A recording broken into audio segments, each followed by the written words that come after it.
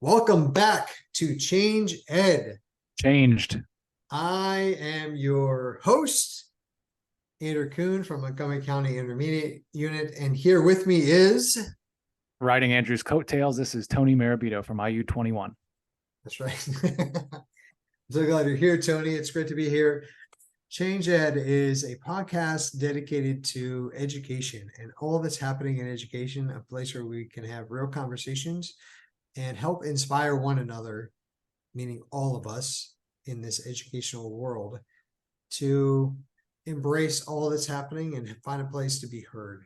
So we're going to be sending out podcasts every Monday. They're going to be roughly 5 to 10 minute conversations about different topics that are current, that are relevant, and are impacting us as educators. So one of the first things, and the thing that started all of this, was the new science standards. So really it's the new science, technology, engineering, environmental literacy, and sustainability standards, STEELS. And we said, well, why science? Why now? And one of the things that it led us to was AI in education. And we felt like we needed to pull that apart a little bit. And there are three main things that came to mind: was the reactions, impacts of AI, and the integration of AI. These are all things that I don't care what you teach, you're having a conversation about AI in some capacity, whether it's in your school or whether directly in your classroom. Tony, what conversations been like for you when you talk to educators about AI? Well, I can remember day one when this thing called ChatGPT dropped and everybody was typing something in, and the website was crashing because so many people were on it at the same time. And just the instant reaction was a little bit of negativity. I would say the first instinct that a lot of schools and even teachers and even myself was, oh man, we need to block this. This is just giving kids answers. They don't need to think anymore. And really, it took some conversation, but there can be more benefit than there is negativity towards this. If we really think of it in the classroom model, there's so many different benefits. There's ideas right at our fingertips now. We need to be able to utilize this resource as opposed to being afraid of it. Yeah, when you say, I mean, part of that is human instinct, right? I mean, when Domino's like changed their recipe, it was, for me, it was earth shattering, right? Like, am I going to hate this now? Right? Like, I gave you a lot of business. What's that going to look like? So I think part of that, from what you're saying, can be human instinct, natural instinct. And the other thing it makes me think of is COVID-19, right? Like, there were teachers all over the place on what it would look like to go online. But I know COVID-19 happened. I was like, I am not going online, right? Like, time out. Everything's timed out. And yet we found a way as a community to get our way online, right? There were different challenges all over, for sure. Like, I don't want to discount anyone, but educators found a way to push forward. So even if it wasn't online, there were ways that we adapted and changed what we were doing to meet the needs of our students and our communities. So I think that's another example of, like, maybe initially we resisted collectively, but then found a way to say, this, we have to persist. We have to do this. And I think that's happened time and time again, right? Like, the calculator wasn't necessarily like a smashing hit when it first came out, right? Like, there were concerns that it would ruin math, right? Like, and it ended up being a tool, but we as educators also guided it down that path, right? So the sooner we embrace calculators, the sooner we could, like, get around it and say, here's how we use it, versus saying, nope, we're not gonna touch that, and then we leave them to their own devices. Right. Just like anything new, I think you're a little hesitant at first until you understand it. A lot of trial and error. I can remember when we're going to date ourselves, AOL Instant Messenger. Parents were over your shoulder making sure you weren't saying anything that you shouldn't be. So, and now, there's third, fourth, fifth, and sixth graders that have cell phones that text every second of the day. So just like any new technology, I think there's time there that allows us to get used to it. Well, Tony, I don't want to call you out, but I don't want to date you, but I've never actually heard of AOL Instant Messenger. Is that what you called it? It doesn't ring a bell. Yeah. Remember the dial-up internet? Yeah, that stuff. Oh, my parents told me about that. Yeah. Yeah.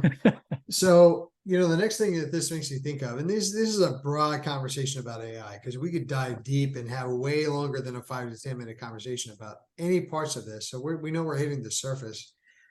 But what does the impact look like for using this in your classroom? Sure. And I think going back to my experiences in the elementary world, right? And all the accommodations, the modifications for assignments that we do as teachers in the classroom on a daily basis, now we kind of have those ideas at our fingertips. There's endless ideas out there, going back to Chat GPT, just by asking, how do I modify a science lesson on cells? There's 20,000 different ideas that can come from that. And now we have that at our fingertips rather than, creating our own content, putting it on Teachers Pay Teachers. It's all there. It's all free. We could use it to our advantage. So what I'm hearing is that it's an opportunity to raise up the collective and kind of, if it's a learning machine, it's going to learn from all the users that it has. So embracing it and being part of that, you actually put your voice into that community and part of that creation.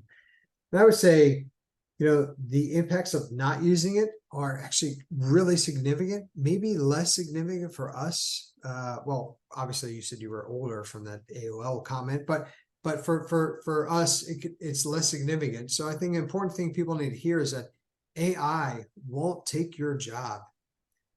Someone who knows how to use AI will take your job, right? So it's a different impact for us in education.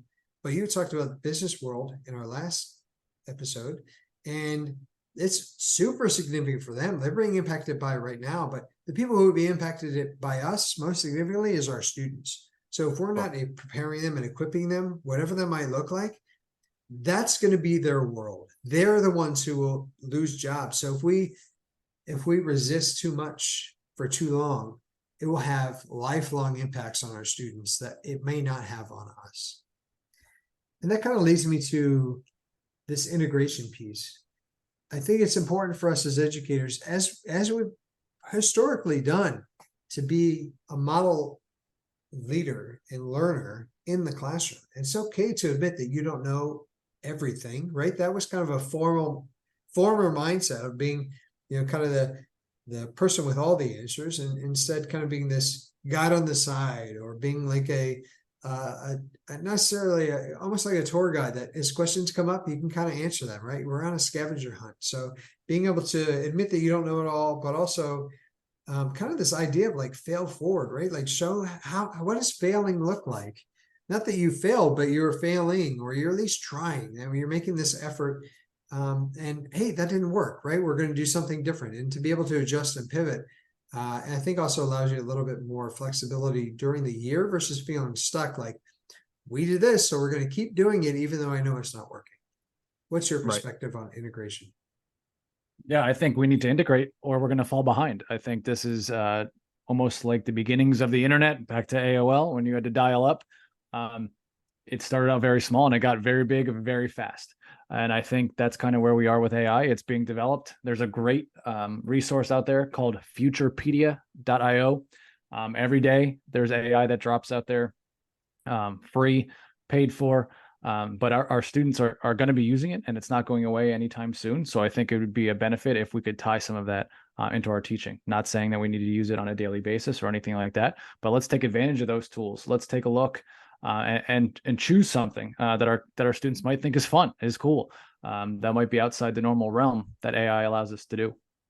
We'd like to thank Futurepedia for their unpaid sponsorship for this episode. Well, I think there's a lot more that we could dive into for sure on AI, and it's something that I think will show up in a lot more episodes. But since we're hitting our time frame, we're going to cut it for now, and I will see you next episode.